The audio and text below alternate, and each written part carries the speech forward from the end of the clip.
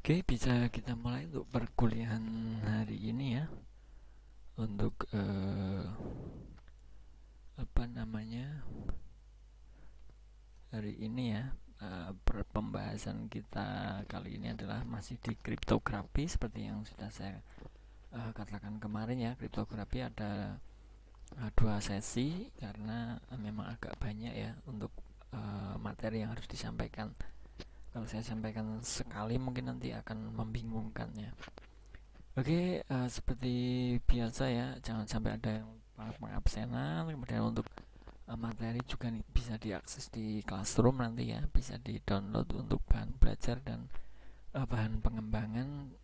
Semisal nanti pengen tahu lebih jauh mengenai kriptografi. Ya seperti itu ya. Sambil menunggu teman yang lain, mungkin bisa kita mulai untuk perkuliahan hari ini.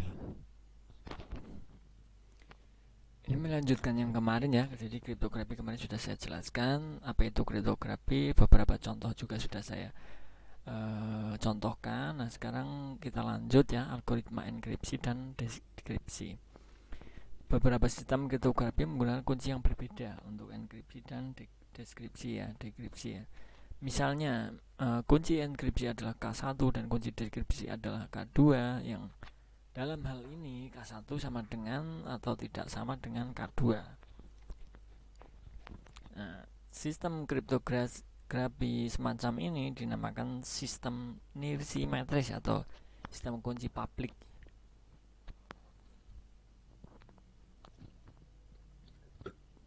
Nah, algoritma kriptografinya disebut algoritma near symmetris atau algoritma kunci publik ya.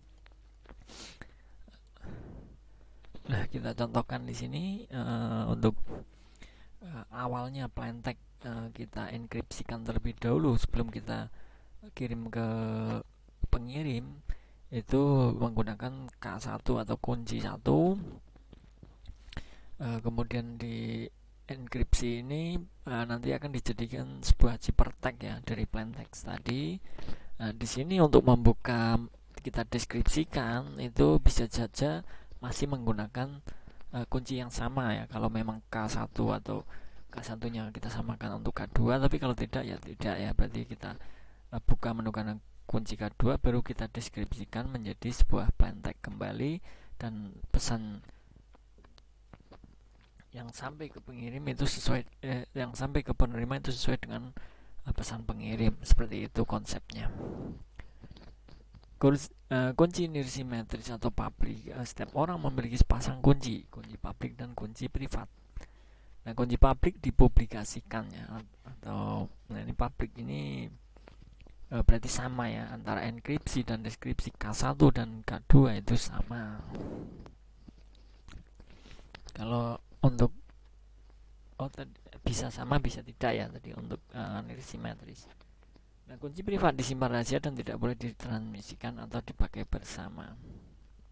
Yang kalau untuk privat seperti itu ternyata.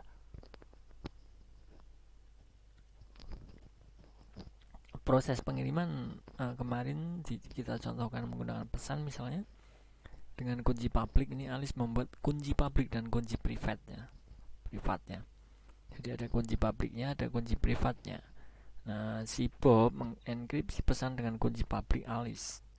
Di sini ya, dia membukanya dengan menggunakan kunci publik yang dibuat oleh Alice. Nah, Alice mendeskripsikan pesan dengan menggunakan kunci privat Alice.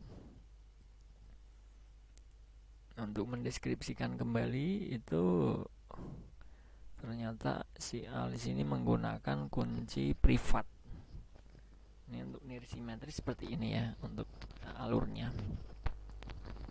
Nah, contoh metode kriptografi dengan kunci nirsimetris ini ada beberapa ya. Metode RSA, ada Diffie-Hellman dan Exchange, kemudian ada L-Gamal. Nah, beberapa contoh. Kalau memang masih penasaran silahkan ya kalian cari atau kembangkan, mungkin ditambahkan ke materi dari saya. Kekuatan algoritma enkripsi dan deskripsi dikatakan aman bila memenuhi tiga kriteria persamaan matematis yang menggabungkan operasi algoritma kriptografi sangat kompleks sehingga algoritma tidak mungkin dipecahkan secara analitik. Biaya untuk memecahkan ciphertext melampaui nilai informasi yang terkandung di dalam ciphertext tersebut. Nah, ini kalau aman seperti itu biasanya ya. Bisa diusahakan kalau memang nanti ada kemungkinan buruk itu disadap oleh pihak yang tidak berwenang, itu kira-kira mereka akan mengeluarkan dana yang melampaui di atas informasi yang kita kirim. Nah, itu barulah dikatakan aman. Kenapa? Karena si penyadap tersebut tidak mungkin melanjutkan hal tersebut. Kenapa? Karena tahu untuk nilai dari informasi tersebut tidak sesuai dengan dana yang harus dikeluarkan untuk memecahkan ciphertext tersebut. Nah, seperti itu ya. Kemudian waktu yang diperlukan untuk memecahkan ciphertext melampaui lamanya waktu informasi tersebut, harus dijaga kerahasiaannya.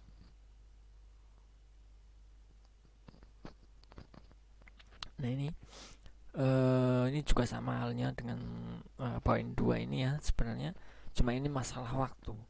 Kalau memang diperkirakan waktu yang akan digunakan untuk memecahkan tersebut itu bisa melampaui data yang dijaga, ternyata katakan mungkin contohnya ada pemilu ya. Pemilu itu kan misalkan dari hari H sampai penghitungan mungkin ada berapa hari ya. Nah, kalau memang untuk si penyadap tersebut memperkirakan nanti bisa membobol, misalnya nanti bisa membobol untuk ini tapi sampai 10 hari katakan. Nah, itu kan akan tidak efektif. Kenapa? Karena data tersebut nanti akan publik dengan sendirinya. Artinya itu tidak sesuai. Jadi nanti tidak akan dijaga kerahasiaannya lagi kalau sudah melampaui waktu yang ditentukan. Seperti itu ya kalau masalah waktu. One by function atau fungsi hash merupakan fungsi satu arah yang dapat menghasilkan ciri signatur dari data atau berkas. Nah, fungsi yang memproduksi output dengan panjang tetap dari input yang berukuran variabel.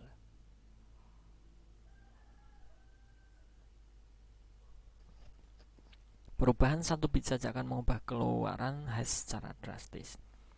Digunakan untuk menjamin integritas dan digital signature. Nah, contohnya ada MD5 Message hasilnya 128 bit. SHA Secure Hash Function hasilnya 160 bit, 256 bit atau 512 bit ya. Fungsi hash diperoleh melalui persamaan ada H sama dengan H besar kali M ya. Fungsi hash ini didapatkan pada blok berukuran berapa saja. Fungsi H menghasilkan nilai H dengan panjang yang tetap. Untuk setiap H kecil itu dihasilkan tidak mungkin dikembalikan nilai sedemikian sehingga Hx H sama dengan H. Maka itu disebut satu arah. Untuk setiap X yang diberikan tidak mungkin mencari X sama dengan Y. Sedemikian sehingga Hx sama dengan Hy.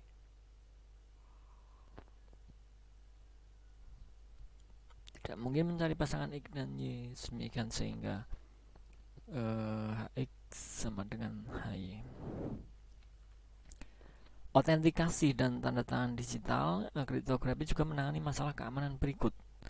Keabsahan pengiriman, apakah pesan yang diterima benar-benar pengirim yang sesungguhnya? Keaslian pesannya, apakah pesan yang diberikan tidak mengalami perubahan atau modifikasi? Kemudian anti penyanggahan, pengirim tidak dapat menyanggah tentang isi pesan atau ia ya yang mengirim pesan. Nah, ketiga masalah ini dapat diselesaikan dengan teknik autentikasi. Teknik autentikasi ini adalah prosedur yang digunakan untuk membuktikan keaslian pesan atau identitas pemakai dari 3 poin tersebut. Keabsahannya ya, keasliannya, kemudian anti penyanggahan.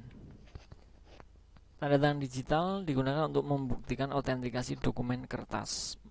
Fungsi tanda tangan dapat diterapkan untuk autentikasi pada digital.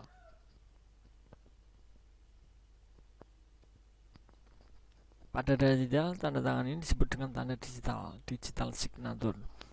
Bukan berupa tanda tangan yang di-scan, tetapi nilai kriptografi dari pesan dan pengirim pesan. Beda dengan tanda tangan pada dokumen sama semua. Tanda tangan digital berbeda.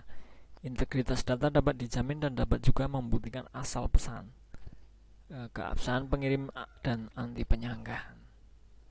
Beda ya untuk tanda tangan digital dengan yang ada pada dokumen itu ya. Di setiap berkas mungkin beda untuk tanda tangan tersebut ya. Kenapa? Untuk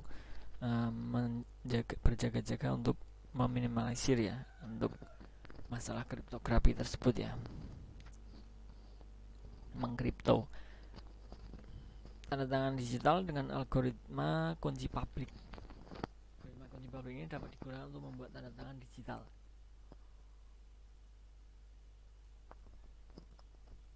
Misalnya M adalah pesan yang dikirim, tanda tangan digital S untuk pesan M diperoleh dengan mengenkripsi M dengan menggunakan kunci rahasia atau private key SK. Jadi S sama dengan M kali SK ya. Jadi M di sini adalah pesan, kemudian dikalikan dengan private key-nya. E adalah algoritma enkripsi, ini untuk enkripsi ya. S dikirim melalui saluran komunikasi. Oleh penerima, pesan dibuktikan kebenaran tanda tangan digital dengan menggunakan kunci publik atau PK, M di SPK. Dia adalah algoritma dari deskripsi. Tanda tangan digital dianggap absah apabila pesan M yang dihasilkan merupakan pesan yang mempunyai makna.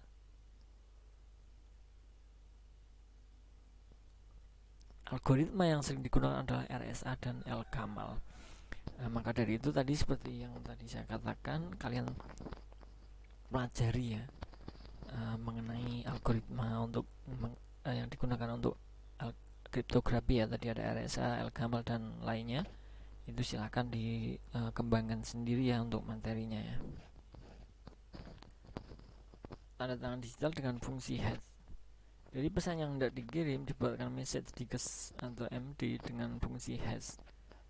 MD sama dengan ya, MD dienkrip dengan algoritma kunci publik dengan kunci rahasia atau SK pengirim menjadi tanda tangan digital S.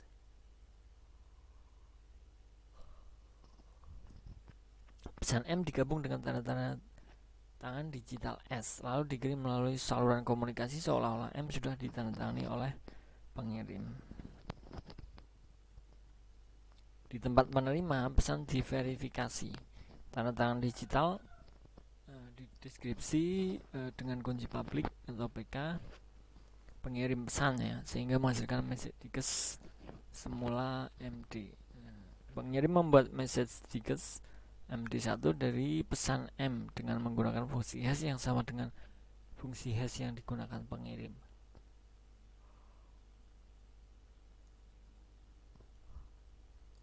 Jika MD1 sama dengan MD, berarti pesan yang diterima autentik dan berasal dari pengirim yang benar, seperti itu ya. Jadi MD1 ini adalah pengirim membuat message digest-nya, kemudian MD itu adalah message digest yang awalnya. Jadi kalau memang sama, berarti pesan tersebut benar-benar pesan yang autentik atau yang benar. Sini ada signal verifier dari pengirim sampai ke verifikasi di penerima ya, dipelajari. Untuk serangan terhadap kriptografi, penyadap berusaha mendapatkan data yang digunakan untuk kegiatan kriptanalisis. Kriptanalisis ini berusaha mengungkapkan plaintext atau kunci dari data yang disadap. Kriptanalis dapat juga menemukan kelemahan dari sistem kriptografi yang pada akhirnya mengarah untuk menemukan kunci yang mengungkapkan plaintext. Untuk penyadapan dapat dilakukan melalui saluran kabel komunikasi dan saluran wireless. Untuk jenis-jenis serangan ada exhaustive attack atau brute force attack. Percobaan dibuat untuk mengungkapkan plaintext atau kunci dengan mencoba semua kemungkinan kunci. Trial and error.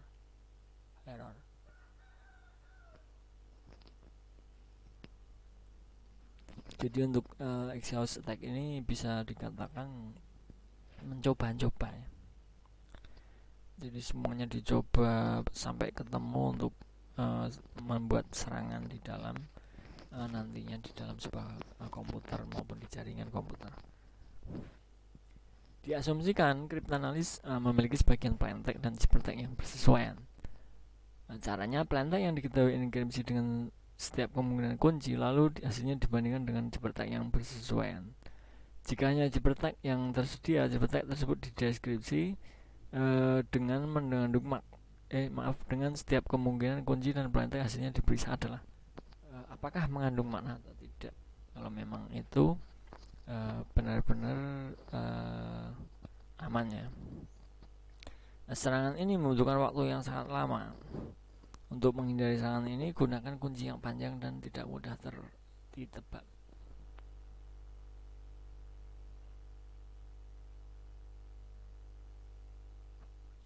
Contoh waktu yang diperlukan untuk exhaust case, ukuran jumlah kemungkinan kunci ya. Di sini ada semua, silahkan dipelajari. Jenis-jenis serangan ada analytical attack, mencoba untuk kemungkinan kunci tapi menganalisa kelemahan algoritma kriptografinya dulu untuk mengurangi kemungkinan kunci yang tidak ada. Nah, analisis yang dilakukan dengan memecahkan persamaan-persamaan matematika yang mulai dari definisi suatu algoritma kriptografi. Diasumsikan kriptanalis mengetahui algoritma kriptografi.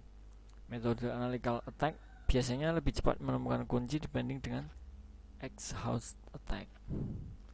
Nah, untuk menghindari serangan ini, kriptografer harus membuat algoritma yang kompleks.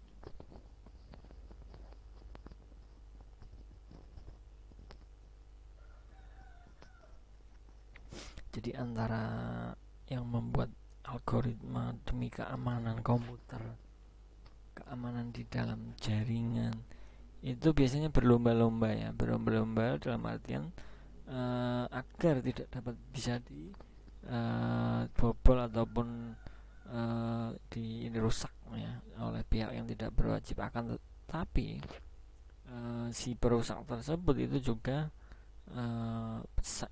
berlomba-lomba bagaimana sih bisa menyadap untuk file tersebut, misalkan untuk yang di database misalnya.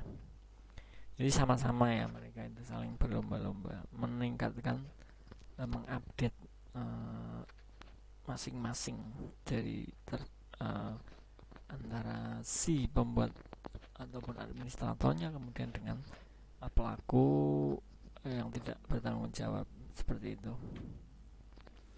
Memastikan keamanan dari algoritma kriptografi, untuk algoritma ini harus dievaluasi oleh pakar. Apakah sudah aman atau belum? Algoritma yang tutup tidak dibuka kepada publik dianggap tidak aman.